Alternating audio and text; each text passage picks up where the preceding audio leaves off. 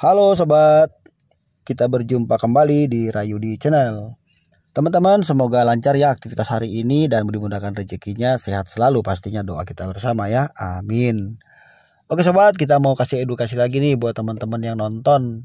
Nah, di video kali ini teman-teman, saya mau bahas sedikit mengenai beberapa penyebab ya kenapa mesin mobil kita itu overheating ya, cepat panas. Kemudian apa sih resikonya kalau mobil itu sampai panas berlebihan? Karena ada beberapa juga pertanyaan ya mengenai air radiator suka berkurang ya. Air radiator tuh diisi kadang-kadang seminggu suka nambah satu botol gelas aqua kecil gitu, suka nambah. Ini kan ngeri ya kalau sampai kecolongan, takutnya nanti jadi masalah seperti pada mobil ini. Cuma di mobil ini tuh masalahnya di blok mesin itu keropos ya. Tapi saya akan jelaskan apa penyebabnya, kenapa sampai mesin cepat panas, kemudian apa yang terjadi, risikonya kalau mesin itu sempat panas overheating ya. Akhirnya air radiator itu nyembur atau kembali ke tabung reservoir tank ya. Dan risikonya akhirnya mobil mesti turun mesin, paling tidak turun mesin separuh atau separuh mesin. Oke teman-teman, disimak aja videonya, mudah-mudahan bisa membantu teman-teman yang belum tahu bisa teredukasi ya, bisa menambah-nambah lagi wawasan kita. Oke teman-teman, bantu subscribe channel ini teman-teman, karena kan subscribe itu gratis. Dan saya ucapkan banyak terima kasih.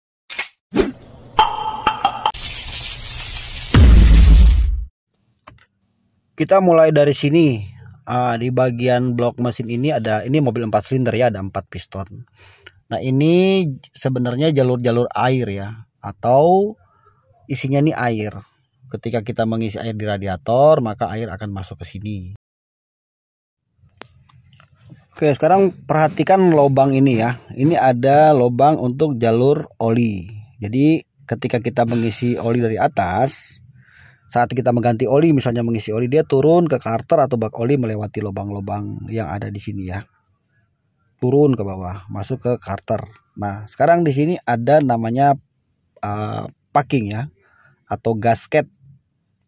Sebelum pemasangan silinder head atau kepala silinder itu ya, ada packing dulu ya, yang bertugas ini packing ya, atau fungsinya adalah untuk menjaga jangan sampai nanti terjadi yang pertama kebocoran kompresi dan kebocoran air, dan juga tidak boleh campur ya antara oli mesin dengan air radiator. Nah, di sini nih bagian tengah, ini lubang-lubang yang ini ya, lubang-lubang ini nih untuk jalur air semua.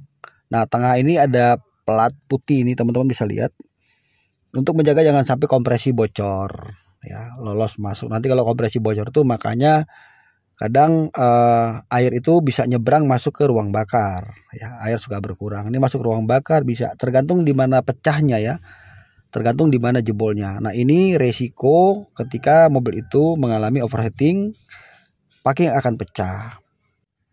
Oke, sekarang kira-kira gambarannya cara kerjanya seperti ini ya. Kalau untuk berhubungan dengan air radiator ya, dengan sirkulasinya, saya coba jelaskan sama teman-teman. Nah, kira-kira cara kerjanya seperti ini ya. Ini ada pompa air kan, atau water pump. Nah, ini dia nanti muter ya, tersirkulasi, nanti ada jalurnya ya lewat pipa. Kemudian di sini ada termostat. Itu jalurnya seperti ini. Di sini termostat. Nah, termostat ini cara kerjanya, dia menunggu suhu kerja mesin kurang lebih sekitar 80 derajat ya, kira-kira ya hitungannya itu, baru termo terbuka, maka air akan dengan sepenuhnya akan tersirkulasi. Tapi ketika belum suhu kerja mesin, maka termo belum terbuka ya teman-teman. Nah, ada sebagian juga mobil yang dicopot termostatnya, sebetulnya itu kurang baik ya dalam jangka waktu panjang. Jadi ketika air nanti tersirkulasi akan melewati ini ya, jaket atau jalur-jalur air yang ada di blok mesin ya. Nanti juga akan ada jalur di silinder head ya, dia berbarengan ya, dari blok mesin kemudian jalurnya ke silinder head. Sekarang teman-teman perhatikan di sini ya, ini lubang ini ya, jalur air dengan jalur oli ini sangat berdekatan sekali ya, sekaligus untuk masuk ke dalam ruang bakar ya, untuk kompresi. Maka kalau semuanya packing ini rusak, maka kompresi akan bocor, oli bisa bercampur dengan air, Ya, ini semua efek atau dampak dari mesin itu mengalami overheating atau panas berlebihan. Atau memang bisa juga karena usia mobil ya, jadi packingnya sudah rusak. Karena lubang-lubang di sini sangat berdekatan ya, antara lubang jalur oli, lubang air, sama untuk kompresi itu sangat berdekatan. Jadi packing ini sangat berperan penting ya teman-teman, untuk menahan suhu panasnya mesin sampai berapa derajat seperti itu. Sekarang dampaknya ya, ketika packing ini pecah mengalami overheating, maka air akan masuk, salah satunya ya, akan air yang ada di blok mesin yang dari radiator akan masuk ke dalam ruang bakar. Nah, masuk ke sini ya. Itu sebabnya salah satu juga penyebab kenapa sering suka menambah air radiator, tapi di luar nggak ada yang bocor gitu ya. Misalnya water pumpnya bagus, nggak bocor, radiator bagus, selang-selang bagus, tapi kok air radiator suka berkurang, suka nambah gitu kan. Nah, teman-teman perlu curiga ya, bisa jadi juga air itu masuk ke dalam ruang bakar. Tapi dalam kondisi ini biasanya mesin akan sedikit performanya menurun ya, jadi semacam kayak agak pincang atau susah dihidupkan. Kemudian air radiatornya berbalik ya, pada saat mesin kita hidupkan, start, itu tutup radiator kita buka, istilah bengkel tuh nyembur. Jadi airnya berbalik ya, nyembur ke atas. Ini dari sini nih sumbernya, karena terjadi bocor pada kompresi. Oke, sekarang kita lihat di bagian cylinder head. Nah, ini juga sangat berpengaruh ya teman-teman. Ini kalau dilihat kan ini udah keropos ya atau korosi. Nah, lubang-lubang air ini sudah agak ke dalam ya, kena korosi, keropos ini ya, karena seiring berjalannya waktu dan mobil kurang dirawat tadinya ya, kurang suka, nggak mau ngurus air radiator dan lain-lain ya. Karena banyak mobil juga yang tahun-tahun tua masih mulus ininya ya, sama penggunaan air radiator yang tidak sesuai. Nah, di sini kalau terjadi korosi gini, keropos, maka ini akan juga mau tidak mau ya, packing akan rusak. Itu akan menyebabkan ya air juga bisa nyebrang ya. Ini udah dekat sekali dengan ruang bakar kan tuh.